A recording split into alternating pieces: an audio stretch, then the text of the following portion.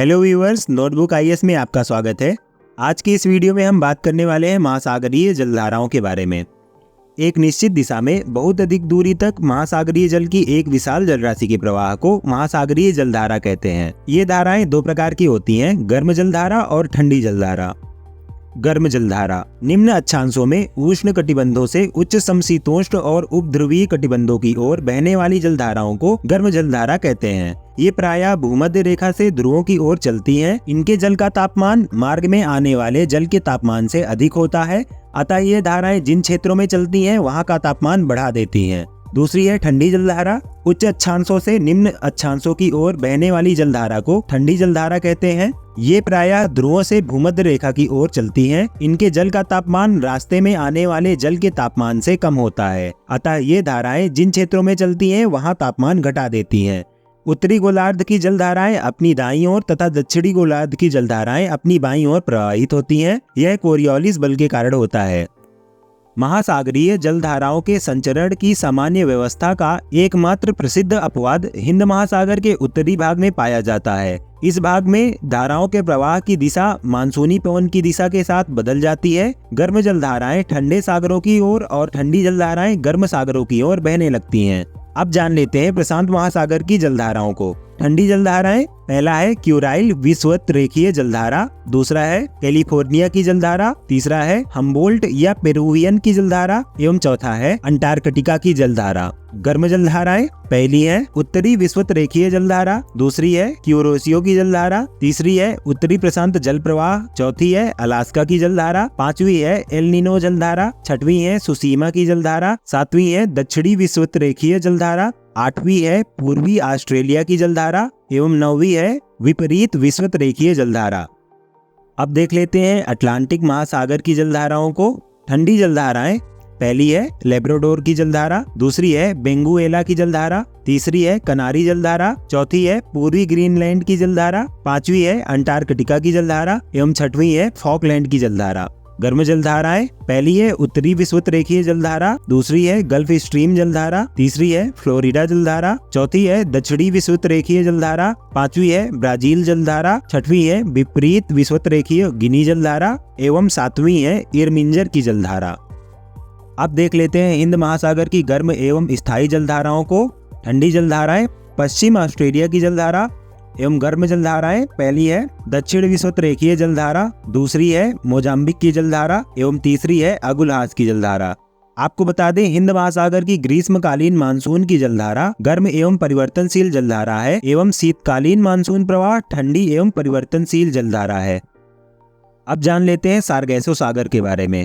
उत्तरी अटलांटिक महासागर में 20 डिग्री से 40 डिग्री उत्तरी अक्षांशों तथा 35 डिग्री से 75 डिग्री पश्चिमी देशांतरों के मध्य चारों ओर प्रवाहित होने वाली जलधाराओं के मध्य स्थित शांत एवं स्थिर जल के क्षेत्र को सारगैसो सागर के नाम से जाना जाता है। यह गल्फ स्ट्रीम, कनारी तथा उत्तरी विषुवतीय धाराओं के चक्र के बीच स्थित शांत जल क्षेत्र है। इसके तट पर मोटी समुद्री घास तैरती है। इस घास को पुर्तगाली भाषा में सारगैसम कहते हैं, जिसके नाम पर ही इसका नाम सारगैसो सागर रखा गया है। यह एक जड़ विहीन घास है। इस सागर का क्षेत्रफल लगभग 11,000 वर्ग किलोमीटर है। यहाँ अटलांटिक की सर्वाधिक लवणता 37% व औसत वार्षिक तापमान 26 डिग्री सेल्सियस मिलती है। इसे सर्वप्रथम स्पेन के नाविकों ने देखा था तथा यह सागर महासागरीय मरुस्थल के रूप में पहचाना जाता है।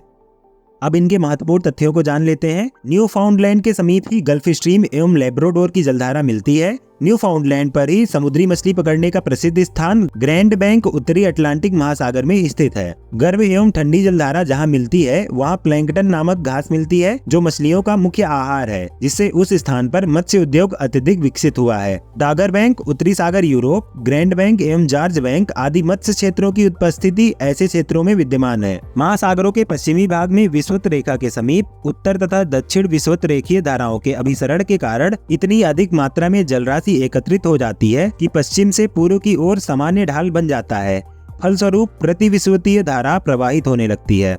ला नीना एक शीतल जलधारा है जिसकी उत्पत्ति पेरू के तटवर्ती क्षेत्रों में होती है। वहीं एल नीनो एक गर्म जलधारा है जिसकी उत्पत्ति पेरू के तट पर समानांतर उत्तर से दक्षिण की ओर होती है। ला नीना का प्रवाह क्षेत्र एल नीनो की तरह प्रशांत क्षेत्र के विशेष रूप से पेरू का तटीय क्षेत्र होता है। यह कभी भी हिंद महासागरीय क्षेत्र में प्रवेश नहीं करती, किंतु इन दोनों का प्रभाव वैश्विक होता है। जिस वर्ष ला नीना जलधारा की गहनता होती है उस वर्ष भारतीय मानसून ज्यादा तीव्र होता है। वही एल नीनो भारतीय मानसून को नकारात्मक रूप से प्रभावित करती है। अब जान लेते हैं ज्वार भाटा के बारे में।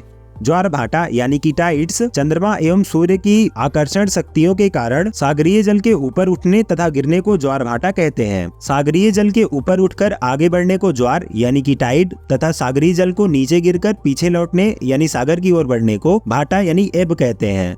महासागरों और समुद्रों में ज्वार भाटा के लिए उत्तरदायी कारक है, पहला सूर्य का गुरुत्वीय बल, दूसरा चंद्रमा का गुरुत्वीय बल एवं तीसरा पृथ्वी का अपकेंद्रीय बल। चंद्रमा का ज्वार उत्पादक बल सूर्य की अपेक्षा दुगना होता है क्योंकि यह सूर्य की तुलना में पृथ्वी के अधिक निकट है। अमावस्या और पूर्णिमा के दिन चंद्रमा, सूर्य एवं पृथ्वी एक सीध में होते हैं, अतः इस दिन उच्च ज्वार उत्पन्न होता है, यानी महीने में 2 बार उच्च ज्वार आता है।